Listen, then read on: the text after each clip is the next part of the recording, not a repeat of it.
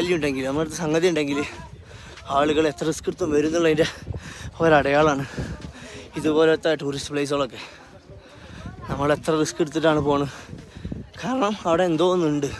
പലരും പറയുന്നു അവിടെ ഒരു പ്രത്യേകമായിട്ട് എല്ലാവരുടെ അടുത്തും ഇല്ലാത്തൊരു സംഗതി ഉണ്ട്, എല്ലാ സ്ഥലത്തും ഇല്ലാത്ത ഒരു കാഴ്ച ഉണ്ട്, ഒരു അനുഭൂതി ഉണ്ട്.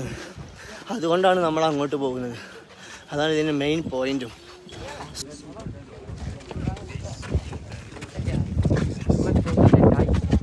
അനുസരിച്ച് മാസ്ക് പോലത്തെ എന്തെങ്കിലും സാധനങ്ങളൊക്കെ നമ്മളെ കയ്യിലുണ്ടെങ്കിൽ ഒന്നുകൂടെ സേഫാണ്. ഇതപ്പോൾ ഇപ്പോൾ കാണാൻ നോക്കും.